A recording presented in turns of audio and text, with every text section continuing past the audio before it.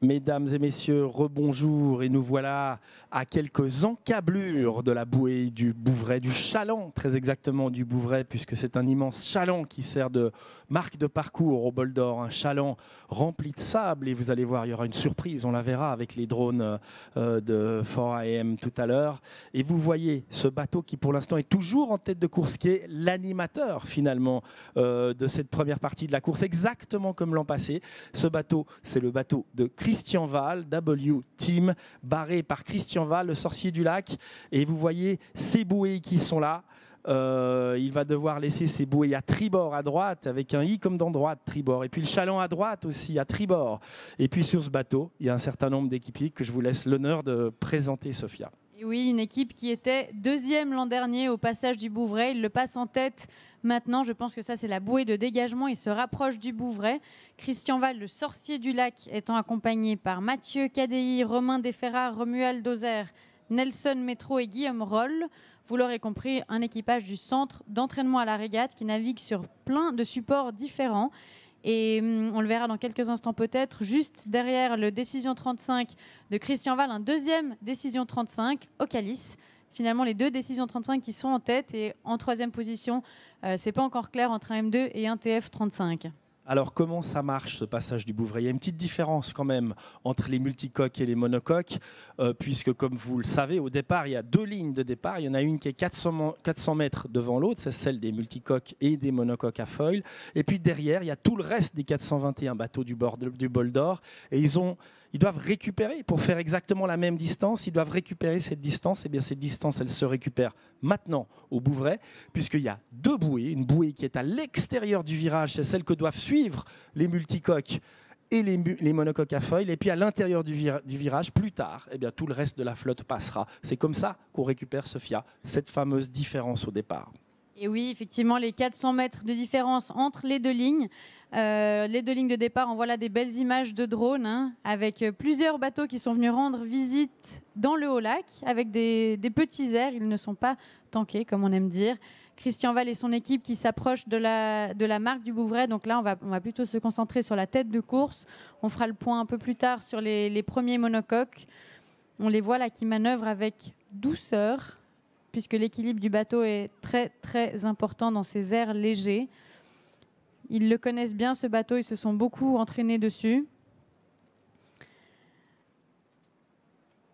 Alors vous le voyez, dérive droite, on n'est évidemment pas sur un bateau à foil, on est sur un D35. Il est suivi d'assez près par le deuxième D35, Ocalis, qui pour l'instant, dans les tout petits airs du bout du lac, permet évidemment une meilleure vitesse. Les anciennes générations de seigneurs du Léman, et c'est ce fameux virage à droite, on va le voir, ce chaland tout à l'heure, un chaland où on a une petite surprise, mais on la verra par drone évidemment tout à l'heure, une petite surprise assez amusante de nos amis valaisans.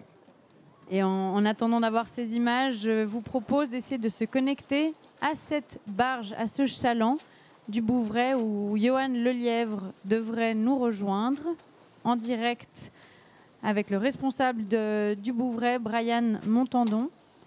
Ah, Johan, on vous voit. Comment ça va dans le Haut-Lac? Oui, Sophia, est-ce que vous m'entendez, Sophia? On vous entend très bien. Ça va bien, il fait chaud ici sur le Haut-Lac et on est actuellement sur le... Voilà, bah c'est super, on est donc sur le chaland de la Sagrave, ce chaland que l'ensemble des concurrents va devoir passer cette fin d'après-midi et puis tout au long de la nuit. Et, on est actuellement avec Brian Montandon, pardon, le responsable de l'organisation à bord du chaland. Et alors Brian, c'est vous qui êtes responsable de cette organisation. Je vois qu'il y a une bonne ambiance à bord en attendant l'ensemble des bateaux. Et du coup, vous êtes responsable du pointage. Et en quoi correspond du coup votre rôle ici Alors ici, mon rôle, c'est de gérer tout ce qui se passe au Bouvray. Donc l'animation, comme on peut voir derrière avec le volleyball, avec ce soir un concert, un peu de musique quand les bateaux passent, et tout ce qui est du pointage, parce qu'on a quand même un rôle important. Si ça devait s'arrêter en cours de route, on doit avoir quand même des pointages pour savoir quand les bateaux bateaux sont passés au Bouvray. Voilà, vous assurez que tous les bateaux aient bien fait l'ensemble du parcours et bien du coup passé le Bouvray. Tout à fait. D'accord, parfait. Je vois que l'ambiance elle est excellente ici. C'est des membres du ski club de Montreux, vous me disiez Alors, tout à on l'heure? a des membres du ski club, on a des membres de tout ce qui est du sauvetage, que ce soit de Territet, du Bouvray, un peu de partout, Montreux, qui viennent dire bonjour, passer un bon moment, jouer au volleyball et pour pouvoir aussi surveiller un peu tout ce qui se passe aux alentours parce qu'il y a beaucoup de bateaux qui viennent voir. Comme on peut le voir autour de nous, il y a quand même des bateaux qui circulent pour venir voir les voiliers aussi. Excellent. Voilà, on a il va falloir que je vous laisse parce que le premier arrive, hein, il a quelques mètres derrière moi. Le bateau de Christian Wall Double Ultime qui a passé la bouée d'entrée en direction maintenant de ce chaland et d'ici a priori 3-4 minutes il devrait enrouler ce chaland et je vais vous laisser avec les images aériennes et puis reprendre en plateau. À plus tard. Oui, merci Johan. Hein, sur le chaland, il y a la plage en fait. Vous avez bien de la chance. Du beach volley, ça on s'y attendait pas. C'est ça la surprise sur ce chaland qui se destine à transporter du sable évidemment et qui est ancré précisément chaque année au même endroit. Non seulement à l'occasion du Bol d'Or Mirabeau, mais aussi à l'occasion de tous les records du Tour du Lac. Car c'est là que les bateaux doivent passer, même quand ils partent en automne par exemple pour les configurations de records dans les grosses bises de début d'hiver ou d'automne. Ils doivent passer exactement là, à ce point précis où est ancré ce chaland. En attendant, on les voit arriver à quelques encablures des 35 de Christian Wall. On le voit arriver avec une cohorte évidemment de bateaux suiveurs de nos amis valaisans. Je vous rappelle qu'on est en Valais à cet endroit précisément. On quitte un petit moment le canton de Vaud et on se retrouve en Valais pour partir du côté français en général. Et on fera le point tout à l'heure avec le météorologue Lionel Fontana aussi pour savoir ce qu'ils vont avoir sur la route du retour. Ce sera aux alentours des 18h.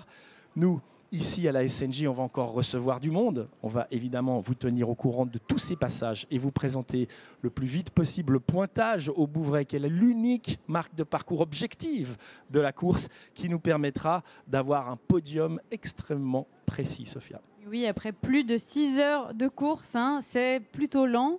Mais il faut s'attendre à des airs cet après-midi, des thermiques en fin de journée qui pourraient accélérer la course.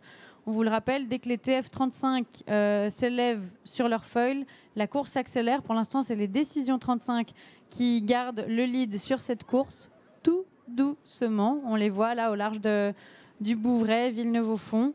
C'est une belle opération du Sorcier du Lac. On le rappelle, il a remporté 7 fois le Bol d'Or Mirabeau. Quel exploit!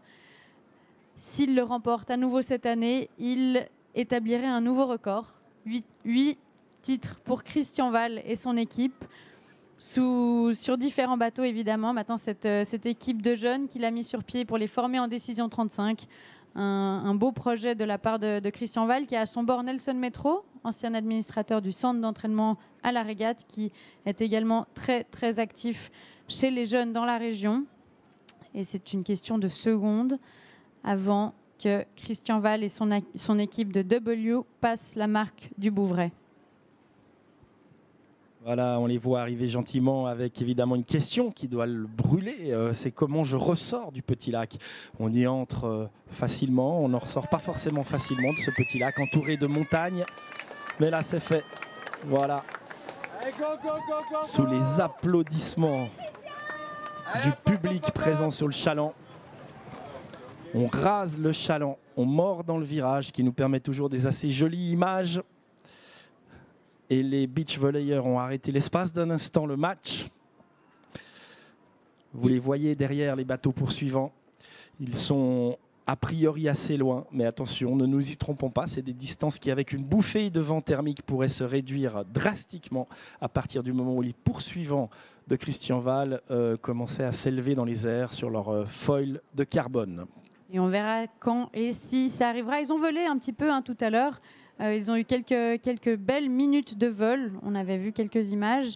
Un petit mot peut-être sur la tête de la flotte des monocoques, en attendant que la suite arrive au passage du Bouvray. Selmen Ardentis, le Psaros 40, est au coude à coude avec Katana, le Lutti F10.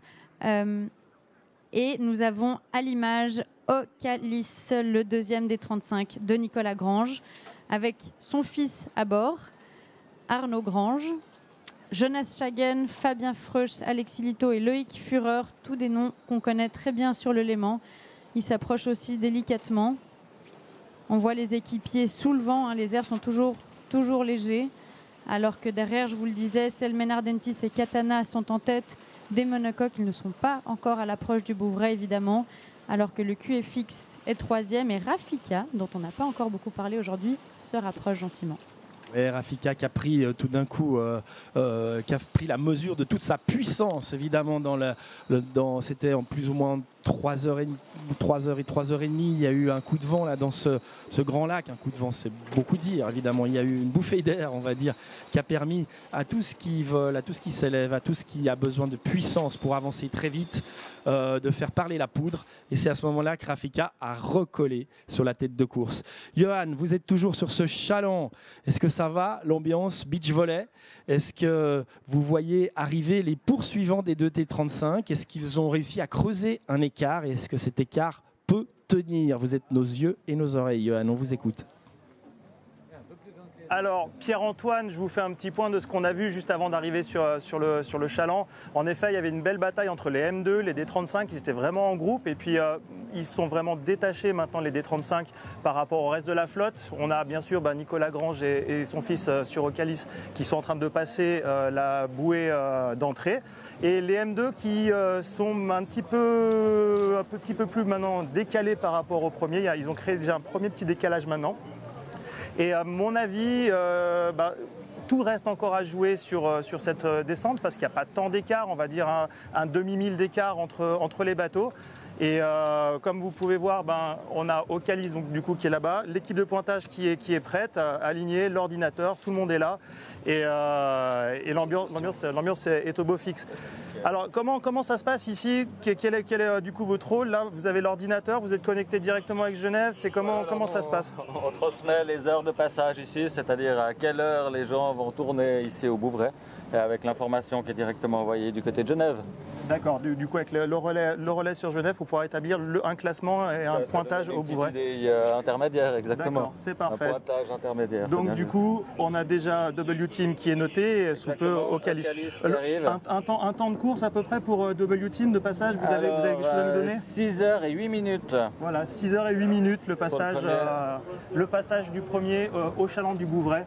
Et puis maintenant, nous, on va remonter à bord du bateau et rentrer doucement en direction du lac et puis faire un petit point régulièrement avec vous sur le reste de la flotte et puis aller voir les monocoques, les TCF3, TCF4 et ainsi de suite. À tout à l'heure. Merci Johan, on se reconnectera à vous évidemment pour le passage des premiers monocoques dans quelques minutes, heures, on verra, ça dépend pas de nous, ça dépend des halls.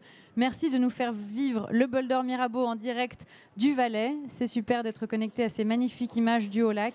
On est bien à la Société Nautique de Genève, mais alors qu'est-ce que c'est beau, hein, cette région du Haut-Lac, c'est vraiment des magnifiques images qui seront évidemment immortalisées par l'équipe de 4AM et celle de Loris Fonsibontal. Voilà, et vous le voyez derrière nous, des instruments de musique sur cette scène sont en train d'être installés. Pourquoi? Parce qu'à partir de 19h30, il y aura un groupe Back to the 80s qui donne le ton de la soirée musicale ici. On va continuer les lives en parallèle de la musique. Mais vous pouvez toujours venir évidemment à la Société Nautique de Genève. Vous y êtes les bienvenus. Il y a de quoi boire, manger, rire et s'amuser. Et aussi s'intéresser à la voile, qui est un sport magnifique, surtout des week-ends de soleil comme celui-là, Sophia. Oui, nous vous attendons nombreux ici, mais en attendant, on va laisser le public profiter un peu de la bonne ambiance de la Société Nautique de Genève et on se retrouve dans quelques instants. Merci.